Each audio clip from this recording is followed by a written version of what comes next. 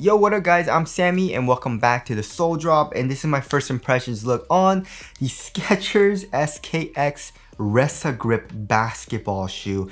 And this shoe's freaking expensive guys, it's 150 bucks. And if you guys didn't know, there are two versions. This is the Resagrip, which is kind of more geared towards guards if you want to be a little bit more quick. They're advertising it as a very lightweight shoe, very responsive shoe, so we'll see about that. And also they have another shoe called the SKX Float, which I think is more for bigger dudes, right? And so Julius Randle was playing in that. But yeah, if you guys do want to call up, try to leave the feeling in the description box. But 150 bucks for a first shoe? That's kind of crazy, right? I guess Skechers, I don't know, they're a huge company. I feel like they probably have a lot of money. They're signing a couple of people, you know what I mean? And yeah, I mean, if you're gonna make a hoop shoe, especially a Skechers, I feel like it should have been like around 120 bucks. You know, I feel like people are gonna see the $150 price tag and be like, what the heck? You know what I mean? That's very expensive, especially for Skechers, you know? But anyways, if it plays well, that's good, right? So I guess we'll start it off with the Trackon, and it says Goodyear, right? So they're using Goodyear rubber. They kind of partner with them, I guess, right? So just like how Adidas partnered with Continental with their Ultra Boost, right? So yeah, it's kind of weird. So as far as the rubber goes, this doesn't even feel like rubber. Honestly, it feels like foam, you know, which is very interesting. And it feels kind of like the Currys, you know, with the Flow outsole. So yeah, it has not good grip. It's sliding a little bit because it is a little dusty on my wood floor. So yeah, it doesn't seem like it has amazing grip. And also it feels like it's, you know, picking up a good amount of dust.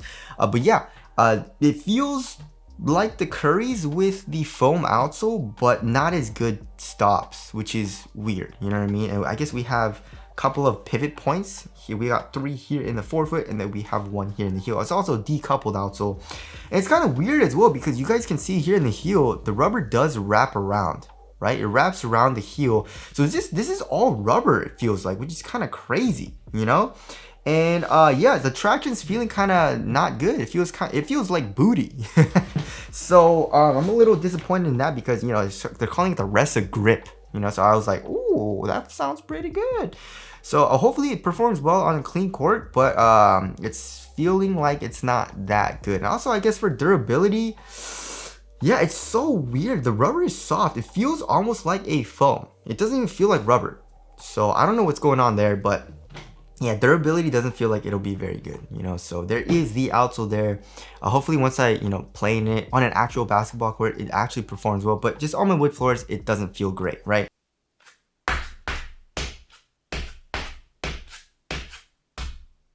So there's that. Moving on to the heel to toe transition, it does feel pretty smooth overall so far. So here in the heel, it has a nice curve shape, but however, like I said, the rubber comes up to like cage everything. So there's not like crazy good compression, but you know, like I said, the shape is pretty nice. And then here in the forefoot, we have a nice curved shape and a good amount of forefoot flex, right? It's actually pretty flexible, but also as you guys can see, we have this midfoot chain plate, right? Wraps around all the way here, kind of cups the midfoot area a little bit. So that'll be good for torsion support.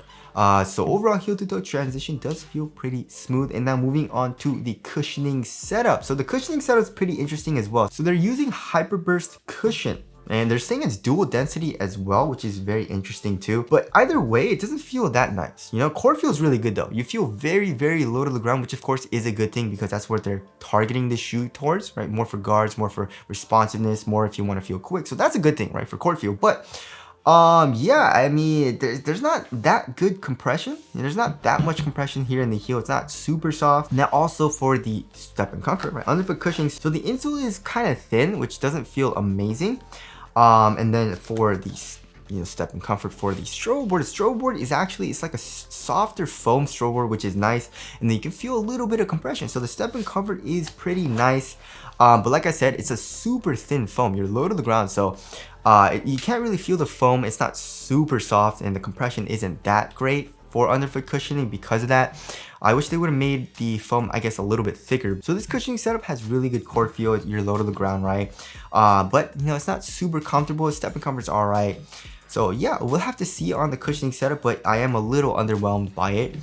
So there's that. Moving on to the upper. So we have a mesh upper, right? And it's super duper thin.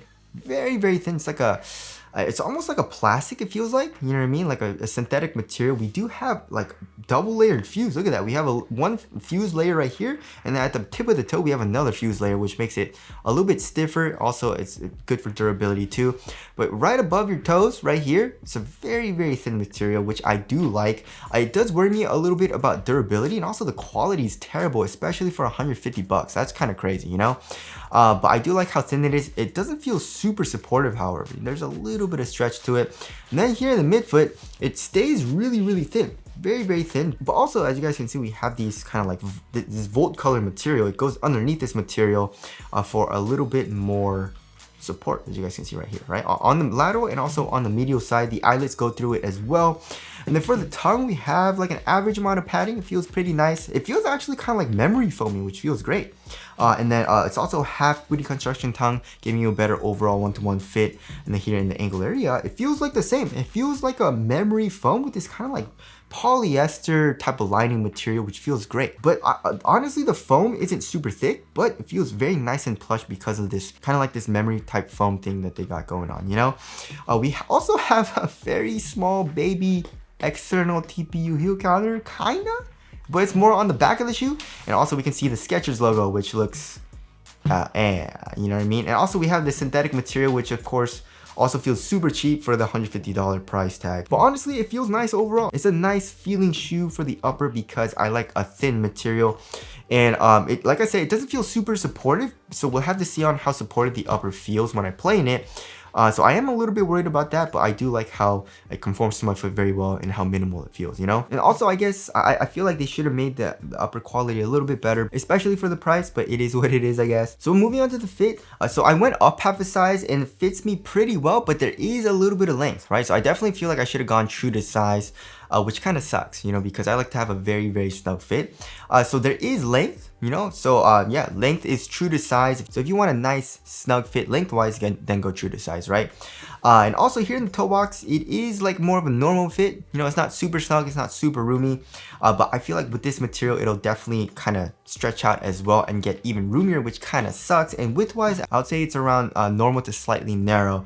So it's a pretty okay fit for me, but like I said, I feel like I should have gone true to size, right? So if you want a snug fit, then go true to size. If you want a little bit roomier, then go up half a size. And if you have a very, very wide foot, then go up a full size. But overall, I feel like, you know, it's a nice fit right now so far. But like I said, you know, it'll probably get roomier, which I won't like, you know?